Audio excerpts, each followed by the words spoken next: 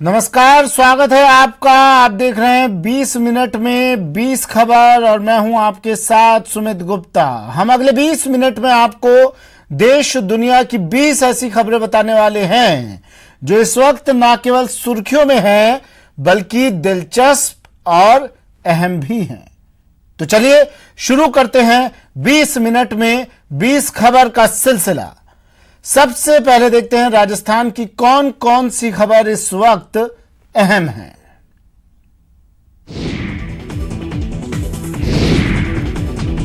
मुताबिक अब पूरे देश में सिनेमा हॉल खोलने का रास्ता साफ हो गया है। दिशा निर्देश के मुताबिक 15 अक्टूबर से देश में सिनेमा हॉल, थिएटर और मल्टीप्लेक्स 50% क्षमता के साथ खोले जा सकेंगे। इसके लिए सूचना प्रसारण मंत्रालय अलग से दिशा निर्देश जारी करेगा। ऐसे स्थानों में फेस मास्क पहनना, सामाजिक दूरी का पालन करना, थर्मल स्क्रीनिंग की व्यवस्था और सैनिटाइजर के साथ ही हैंड वॉश का इंतजाम जरूरी शर्त होगी। 15 अक्टूबर से स्विमिंग पूल को भी खोलने की इजाजत दे दी गई है। मनोरंजन पार्क भी 15 अक्टूबर से खोले जा सकेंगे, लेकिन यहाँ भी सोशल डिस्टेंसिंग का ख्याल रखना होगा। 15 अक्टूबर के बाद स्कूल, कॉलेज और कोचिंग इंस्टीट्यूट खोले जाने पर संबंधित राज्य सरकारें फैसला ले सकेंगी। कृषि से जुड़े कानून पर रार के बीच केंद्र सरकार ने रबी की 6 फसलों का न्यूनतम समर्थन मूल्य बढ़ाकर किसानों के प्रति हमदर्दी दिखाई है, लेकिन किसान इससे अपने आप को छला हुआ महसूस कर रहे हैं, क्योंकि डीजल, खाद, दवा और बीज के दाम लगातार बढ़ने से फसल की लागत ज्यादा हो गई है, जबकि उसके मुकाबले एमएसपी में बढ़ोतरी किसानों के लिए ऊंट के मुंह में जीरा साबित हो रही है। एक वर्ष में डीजल के दामों में बढ़ोतरी हुई है 1 लीटर पर 15 रुपये। गेहूं में 1 किलो पे बढ़ोतरी हुई है 50 पैसे। कहाँ 50 पैसे, कहाँ 15 रुपये, तो 30 गुना बढ़ोतरी हो गई डीजल में। किसान संगठनों का कहना है कि उपज की पूरी लागत को शामिल कर एमएसपी नहीं बढ़ाई गई है, जिसकी वजह से किसानों को उपज की लागत का 1.5 गुना दाम नहीं मिल पा रहा। साफ है कि फसल की पूरी लागत के मुकाबले एमएसपी नहीं बढ़ाई गई है। इतना ही नहीं, खरीफ की जिन 16 फसलों का एमएसपी तय किया गया है, उनकी खरीद नहीं होने से किसान उपज को औने पौने दाम पर बेचने के लिए मजबूर है। गरीब परिवार की बेटियों की शादी में मदद के लिए गहलोत सरकार ने बड़ा फैसला लिया है। सीएम गहलोत ने सहयोग उपहार योजना के लिए 11 करोड़ के अतिरिक्त बजट को मंजूरी दी है, जिससे गरीब परिवारों की और ज्यादा बेटियों को विवाह के लिए आर्थिक मदद मिल सकेगी। गरीब परिवार की बेटियों की शादी के लिए 21 से 31 हजार की सहायता राशि दी जाती है। सामाजिक न्याय और अधिकारिता विभाग सहयोग उपहार योजना चलाता है। इस योजना में बेटी के विवाह पर पात्रता रखने वाले जरूरतमंद परिवारों को आर्थिक सहायता देने का प्रावधान है। जरूरतमंद परिवारों की संख्या बढ़ने के कारण इस मद में बजट की कमी महसूस की जा रही थी, जिस पर गंभीरता से विचार करने के बाद गहलोत सरकार ने ये फैसला लिया। गहलोत सरकार ने प्रदेश में कोरोना मरीजों के लिए बड़ी राहत का ऐलान किया है। अब राजस्थान में कोरोना की जांच के दौरान सीटी स्कैन कराने के लिए निजी लैब तय सीमा से ज्यादा चार्ज नहीं ले सकेंगे। स्वास्थ्य विभाग के प्रमुख शासन सचिव ने HRCT स्कैन जांच शुल्क के संबंध में आदेश जारी किया। इस आदेश के मुताबिक नॉन NBH और NBL लैब में HRCT स्कैन जांच के लिए निर्धारित शुल्क 1700 रुपये होगा। वहीं NBH और NBL लैब में HRCT स्कैन जांच के लिए 1955 रुपये का चार्ज लिया जा सकेगा। HRCT स्कैन की निर्धारित दरें तत्काल प्रभाव से लागू हो गई हैं।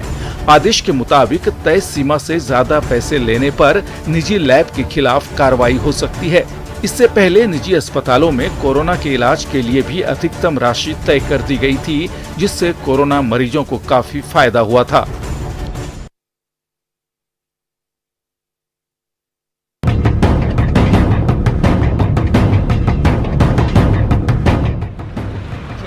जोधपुर और कोटा में नगर निगम चुनाव अब 31 अक्टूबर तक कराने होंगे।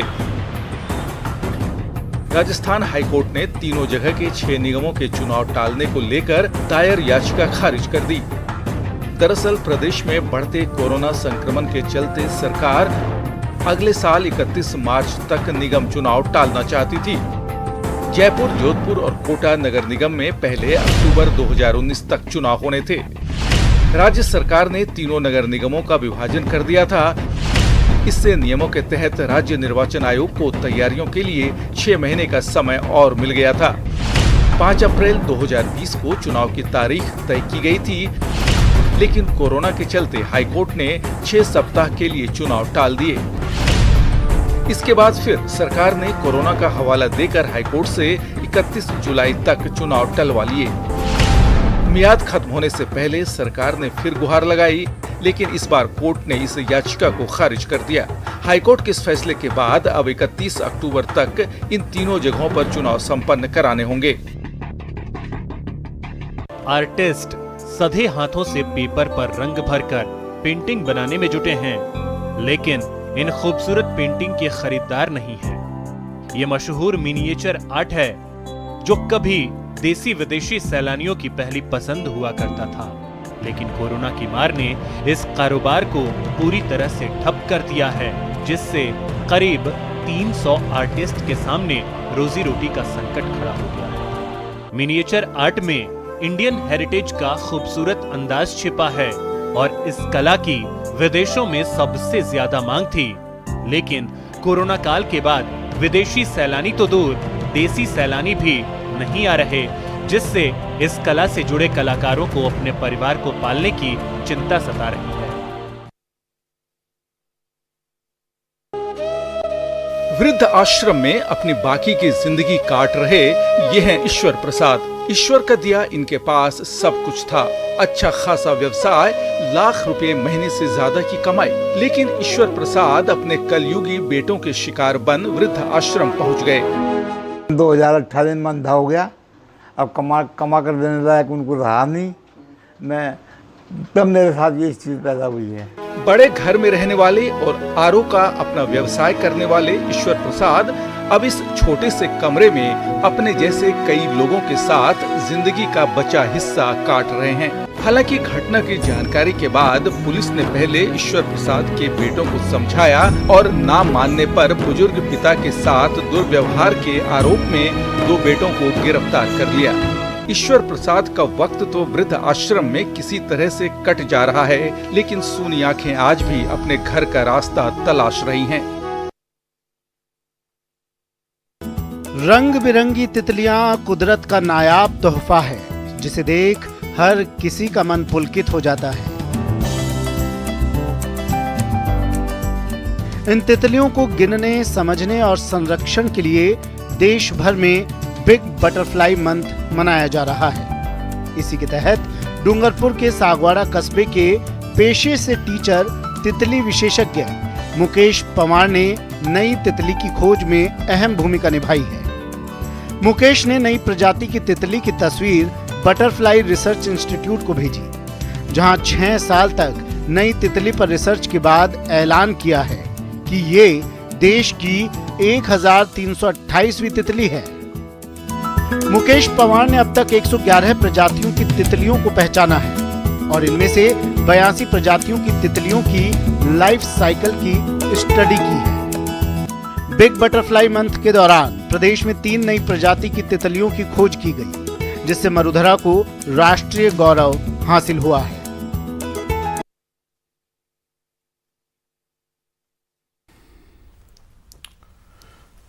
बीस मिनट 20 खबर में राजस्थान की खबरों के बाद अब बात देश भर की अहम खबरों की।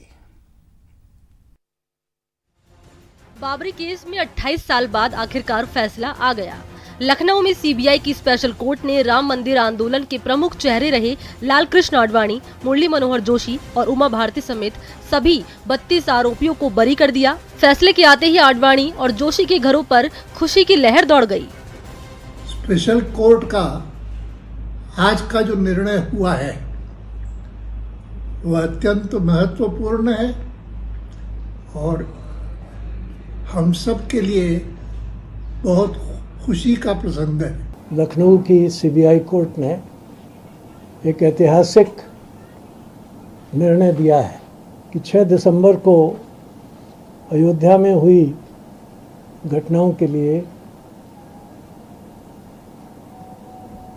कोई षड्यंत्र या किसी प्रकार का ऐसा आयोजन नहीं था। आज का ये फैसला सीबीआई कोर्ट का भारत की अदालत की तारीख का एक काला दिन है। यहाँ हम आपको बता दें कि जज एसके यादव ने 2000 पन्नों का फैसला देते हुए कहा कि सीबीआई आरोपियों के खिलाफ सबूत ही नहीं जुटा पाई। इस केस में कुल 48 लोगों पर आरोप लगे थे, जिनमें से 16 की मौत हो चुकी है। फैसला सुनाने वाले जज आज ही रिटायर हो रहे हैं।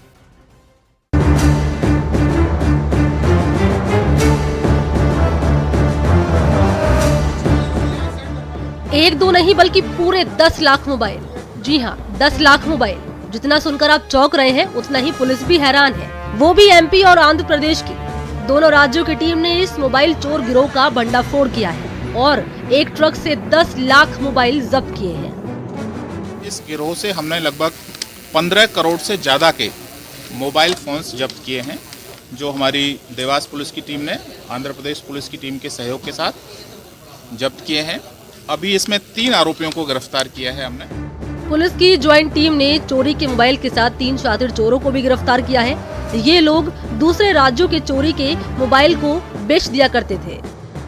ये 15 दिन से पूरे कंजर का टीम जो भी इन्वॉल्व है हमारे जो डकैती लूट में, उन लोगों को पूरा बाय नेम हम लोग पूरा आइडेंटिफाई किया है, अरेस्ट किया है। अरेस्ट करके उनके पोजीशन में और एक रिसीवर के पोजीशन में पूरा 7 करोड़ का माल बरामद किया। दोनों राज्यों की पुलिस इसे बड़ी कामयाबी मान रही है और पकड़े गए आरोपियों से इस नेटवर्क में शामिल अन्य लोगों के बारे में पूछताछ कर रही है।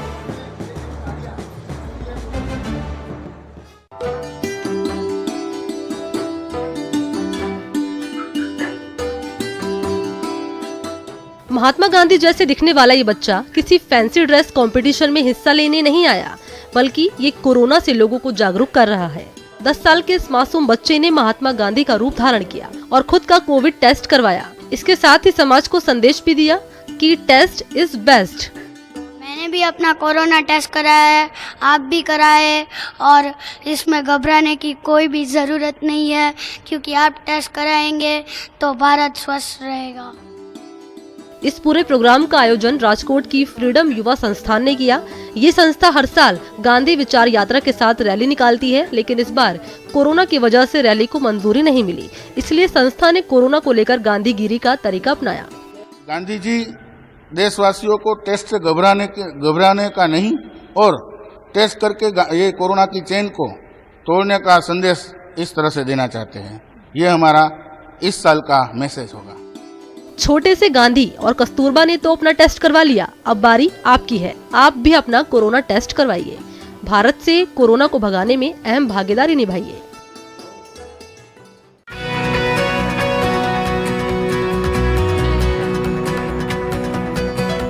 नेपाल की गुजारिश पर धारचूला में अंतर्राष्ट्रीय झूला रात 12 बजे खोला गया, वो भी सिर्फ 30 मिनटों के लिए। नेपाल से एक बच्ची को अपना इलाज करने पिथौरागढ़ आना था और ये पुल ही एकमात्र रास्ता है जो पिथौरागढ़ को जाता है। दोनों देशों में सहमति बनी और पुल को 30 मिनट तक खोलने का फैसला लिया गया। नेपाल के प्रशासन से वार्ता की गई और ब्रिज को ओपन किया गया। ब्रिज को ओपन करने पर जो है काफ़ी संख्या में यहाँ पर लोग रोजगार के लिए, अपनी बीमारी के इलाज के लिए और स्कूलों में पढ़ने के लिए आए, और इसी प्रकार यहाँ से भी जो है काफ़ी लोग जो है नेपाल गए, जो कि वहाँ पर अपना जो है घर वगैरह था उनका, वो नेपाल के ही रहने वाले थे, वह लोग अपने घरों में सुरक्षित वापसी की। भारतीय प्रशासन ने बेटी के रिश्ते को कायम रखते हुए पुल को खोल दिया, जिससे बीमार बच्ची के परिजन बेहद खुश नजर आए। नेपाल में कोई व्यवस्था नहीं था, तो आपको अब इंडिया ही जाना है, यानी पिथौरागढ़ इलाज कराएंगे आप। पुल खुला तो कुछ नेपाली लोग नेपाल गए और कुछ नेपाल से भारत भी आए।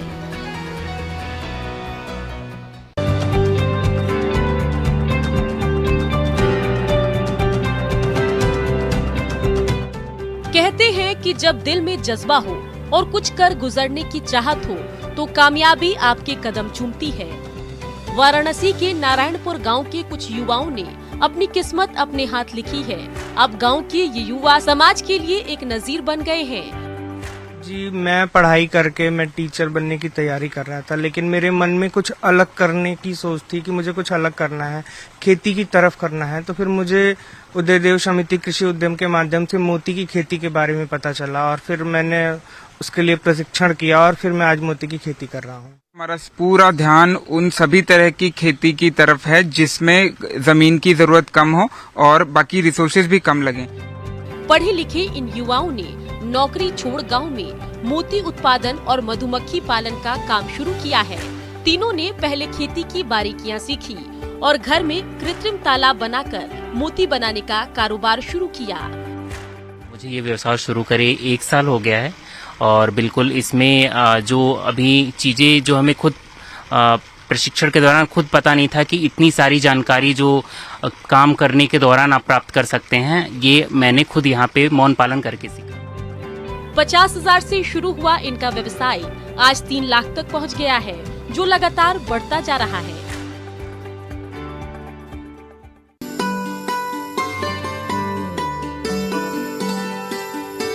कैनवास पर खूबसूरत पेंटिंग को साकार करती ये है अनंतनाग की तबिश।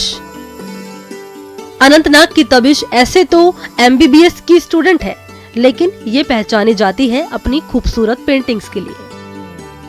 खास बात ये है कि तबिश ने पेंटिंग्स बनाने के लिए किसी से ट्रेनिंग नहीं ली है और बचपन के शौक ने आज इन्हें कलाकार बना दिया।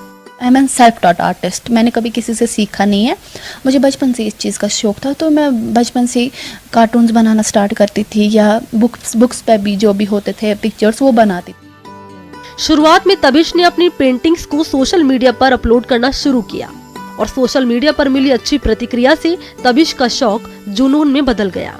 बचपन से मुझे इस चीज़ का शौक था, बट इन 2016 मैंने अपनी स्कूलिंग कंप्लीट की थी, तो मुझे उस टाइम अभी कॉलेज नहीं हुआ था स्टार्ट, तो मुझे बहुत ज़्यादा टाइम था उस टाइम, तो मैंने उस टाइम पेंटिंग बनाना स्टार्ट किया और वो मैंने अपलोड करना स्टार्ट की सोशल प्लेटफॉर्म्स में। नाइस रिस्पॉन्स था, तो उसके बाद मुझे आया कि मैंने पहचाना कि मेरा क्या पैशन है। अपने शौक पूरा कर खुद पर फक्र करने वाली तबिश अब जम्मू कश्मीर के युवाओं के लिए नजीर बन गई है।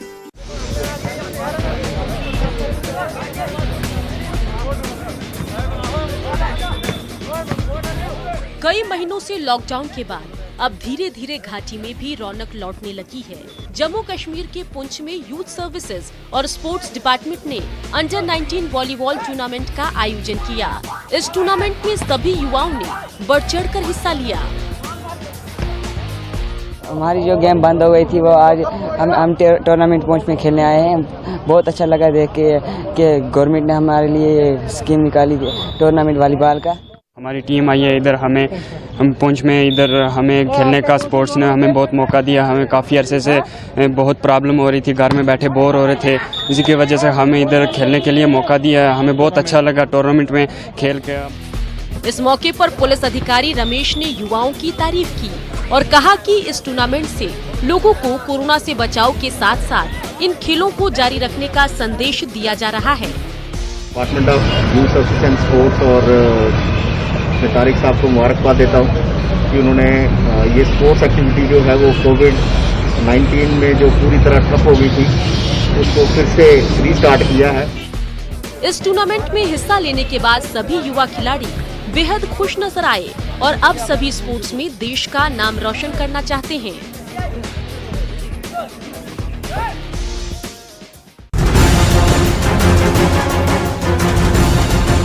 प्रसिद्ध गीतकार और सेंसर बोर्ड के अध्यक्ष प्रसून जोशी ने न्यूज 18 की वेबसाइट पर एक लेख लिखा, जहां उन्होंने बॉलीवुड को मौजूदा मुश्किलों के उबरने के उपाय बताए। अपने लेख में प्रसून जोशी ने दावा किया है कि उनके उपायों से न सिर्फ बॉलीवुड को संक्रमण काल से निकलने में मदद मिलेगी, बल्कि वर्तमान सिनेमा को समृद्धि भी हासिल होगी।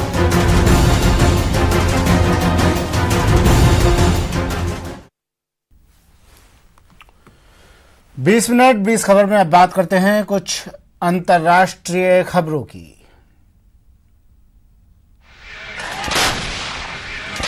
अजरबैजान ने हमले के वीडियो जारी कर आर्मेनिया की एक पूरी रेजिमेंट को बर्बाद करने का दावा किया। इन वीडियो में अजरबैजान की तोपें दुश्मन पर आग उगलती नजर आईं। गोलाबारी के अलावा अजरबैजान की तरफ से ताबड़तोड़ रॉकेट भी दागे गए। अजरबैजान ने आर्मेनिया के तोपखाने को निशाना बनाते हुए कई हवाई हमले भी किए। आर्मेनिया ने आरोप लगाया कि इन हवाई हमलों में तुर्की के ड्रोन और लड़ाकू विमानों का इस्तेमाल किया गया। इन हवाई हमलों में आर्मेनिया को भारी नुकसान पहुंचा और उसके कई सैनिक मारे गए। यही नहीं, तुर्की की तरफ से वहां अपने लड़ाके भेजे जाने की जानकारी भी सामने आई। दोनों देशों की इस लड़ाई में तुर्की के उतरने से वहां बड़े युद्ध का खतरा मंडराने लगा। न्यूयॉर्क के गवर्नर के दफ्तर तक एक मार्च निकाला जिसमें कई रेस्टोरेंट मालिक, कर्मचारी और उनके परिवार के लोग भी शामिल हुए।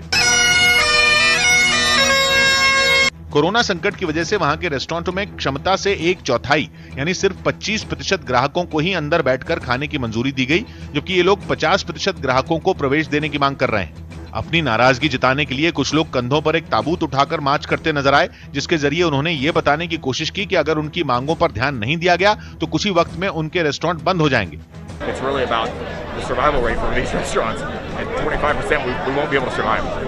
वो लोग हाथों में कई तरह के पोस्टर और तख्तियां भी पकड़े नजर आए, जिन पर उनका काम धंधा बचाने की अपील वाले नारे लिखे दिखे। प्रदर्शन में शामिल कई बच्चे भी अपने हाथों में पोस्टर थामे नजर आए। एक डिस्ट्रिक्ट नेशनल पार्क में एम्बुलेंस सेवा देने वाली संस्था ने एक जेट सूट बनाने वाली कंपनी से टाई अप किया। सामने आई तस्वीरों में जेट सूट के इंजन से आग निकलती दिखी और अगले ही पल आंखों के आगे साइंस फिक्शन फिल्म का सीन शुरू हो गया। जेट सूट पहना आदमी हवा में उड़ने लगा। उसने ऐसी तेज रफ्तार पकड़ी कि मुश्किल सफर सुहाना हो गया। पहाड़ी और झील पार करते करते वो आदमी घायलों के पास पहुंच गया। It's absolutely astounding how quickly we're going to be at somebody's side that needs us. वैसे तो पहाड़ी के ऊबड़ खाबड़ और खड़ी चढ़ाई वाले रास्ते को पार करने में आधा घंटा लगता है, लेकिन जेट सूट पहनकर वो आदमी महज 90 सेकंड में ही वहां पहुंच गया। नेशनल पार्क में हर जगह हेलीकॉप्टर से पहुंचना मुमकिन नहीं है। ऐसे में दावा है कि जेट सूट पहनकर स्वास्थ्य कर्मी तुरंत घायलों के पास पहुंच पाएंगे और इससे उनकी जान बचाने में मदद मिलेगी। छोटा सा गोल्ड मेडल उस चूहे के गले में टंगा हुआ भी नजर आया, मगर इतनी बड़ी उपलब्धि से बेखबर चूहा अपनी ही धुन में मगन दिखा। वो खतरे से बेपरवाह एक इलाके में मिशन पर डटा नजर आया। वो बारूदी सुरंगों की खोज में इलाके का चप्पा चप्पा छानता दिखा। इनाम पाने वाला चूहा अफ्रीकन जायंट पाउच रैट प्रजाति का चूहा है, जिसकी सूंघने की क्षमता बहुत तेज होती है। अपनी इस ताकत से वो विस्फोटकों के केमिकल का पता लगा सकता है और फिर चूहे के हल्के वजन की वजह से बारूदी सुरंग पर चलते वक्त धमाके का डर भी नहीं रहता। इतना ही नहीं, चूहा महज आधे घंटे में एक टेनिस कोर्ट के बराबर इलाके को साफ कर सकता है, लेकिन इसी काम में मेटल डिटेक्टर को 4 दिन लग जाते हैं। बताया गया कि चूहा पिछले 7 साल में 39 बारूदी सुरंगों का पता लगा चुका है और ऐसा करके उसने कई जिंदगियां बचाई हैं। कोरोना महामारी ने लोगों के